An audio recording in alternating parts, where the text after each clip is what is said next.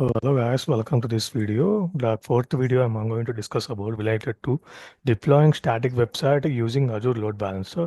So what is load balancer in a sense? Load balancer will always will distribute the traffic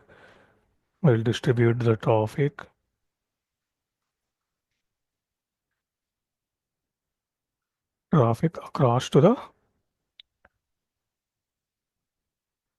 the virtual machines or VMs or anything it can be. Okay. So I will go ahead and create the load balancer first. Like first step is I need to create the resource group. And then I need to create the load balancer. Before creating the load balancer, I need to create the VMs.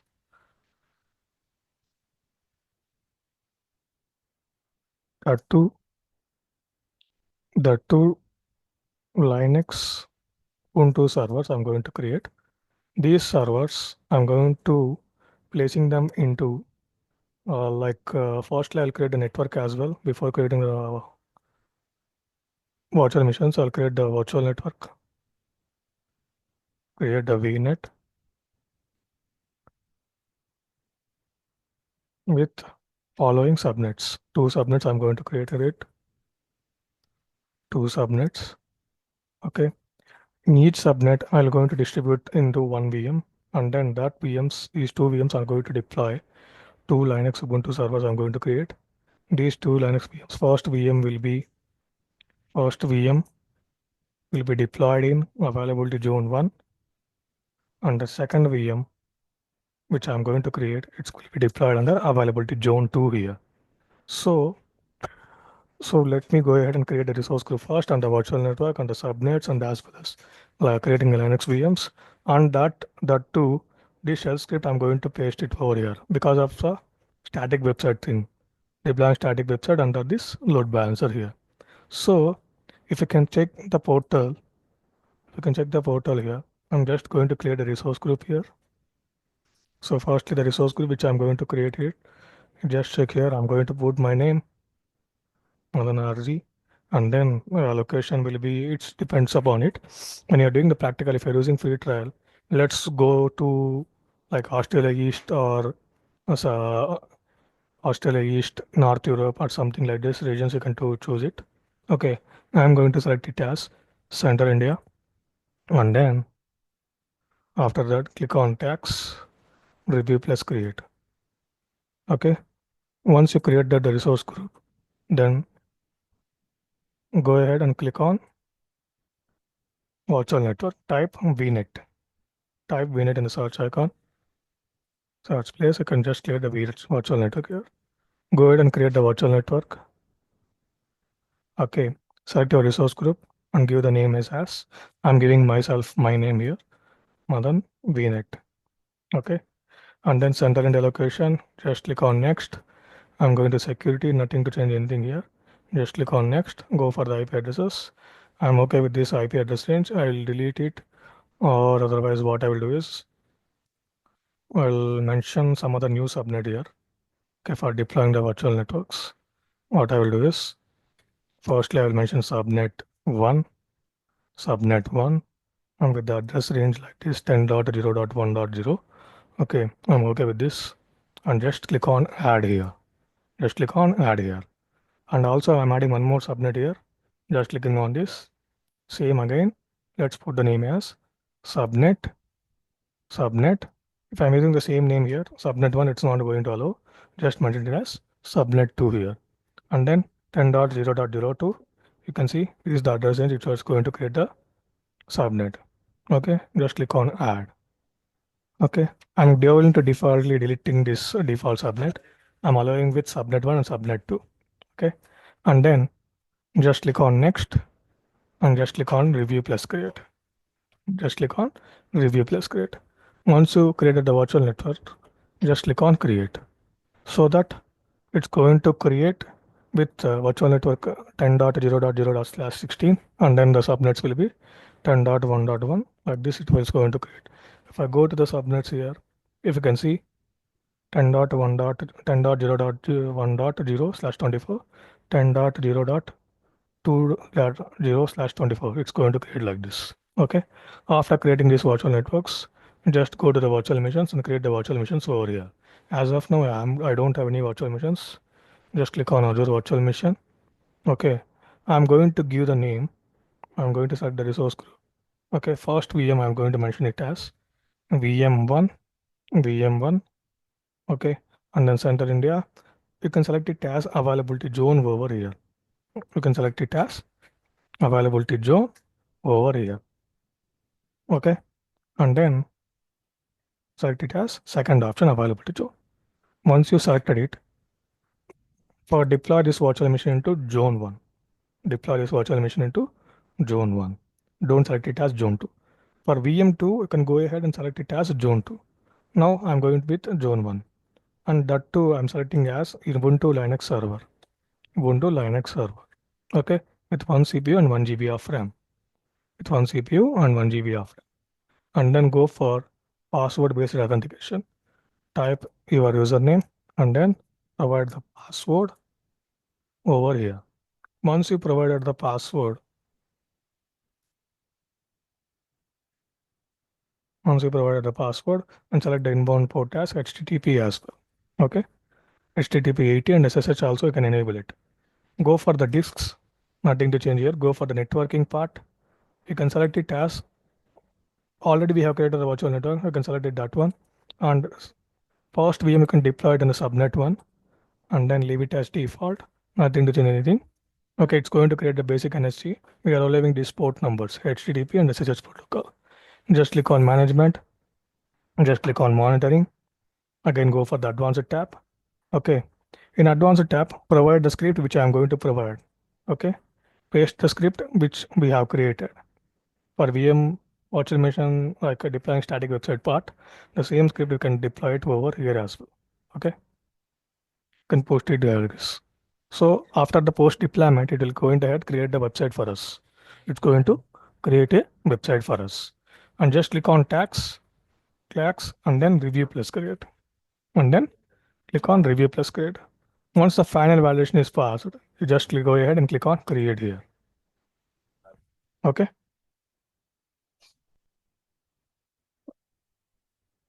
Okay.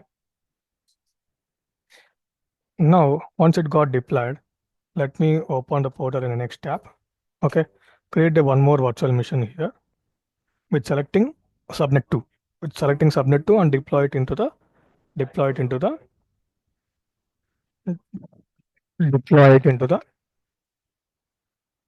okay. Deploy it into VM2 like select it is VM2 and deploy it into availability zone. Select it as deselect the zone 1 and select it as zone 2. Okay. And then go ahead and select it as Ubuntu 24 LTS, 1 GB and 1 GB of RAM. Go for password based authentication. Provide your username and then provide the password over here. Okay.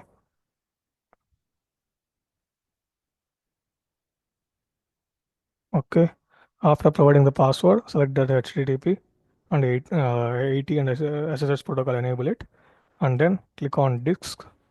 Nothing to change anything. Go for networking part. Just select your virtual network and then select it as subnet 2. Leave it as default. Nothing to change anything. Just click on management. And in networking tab for Excel, we can see here we have an option of deploying the load balancer. Okay, but we are going to create it manually. I mean, next part, I'm going to create a load balancer.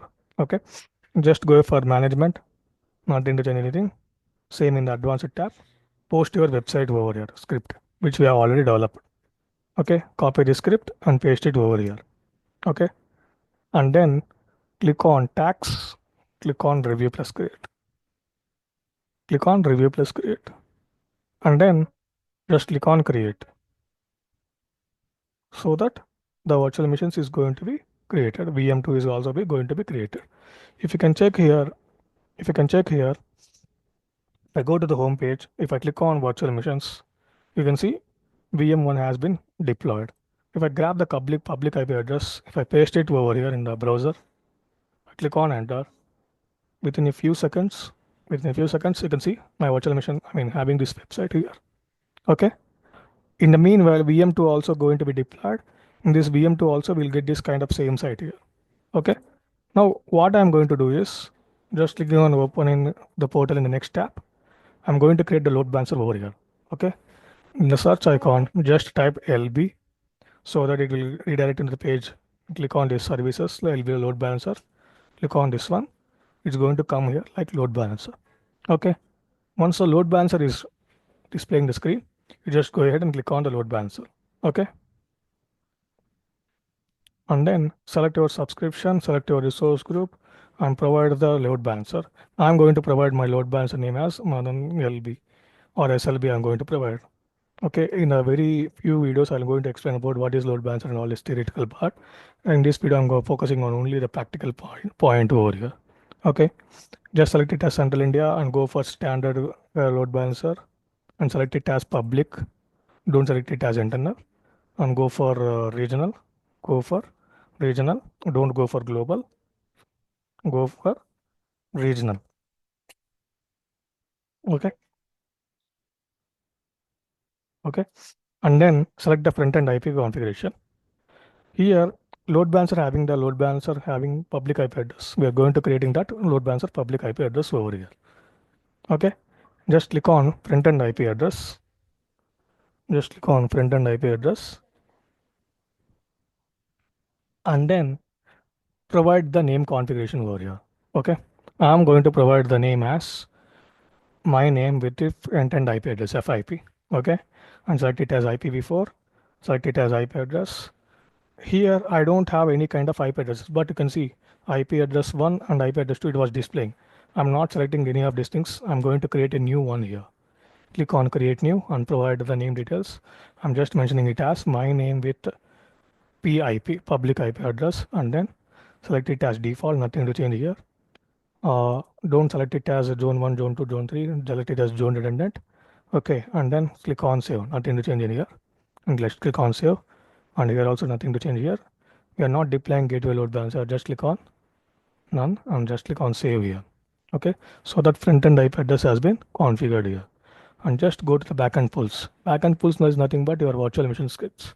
You can see here if I click on add a backend pool, I need to enter the backend name. So I'm going to mention it as my name with BEP backend pool and select the virtual network. In your resource group, if you have multiple virtual networks, it will be displayed over here. Select your virtual network and you can see select it as first option NIC. If I click on IP configurations, if you can see here, add button it was displaying. Add button it starts displaying. Just click on that one and you can see the two virtual machines which we have created. This will be displayed here. Okay, this will be displayed here.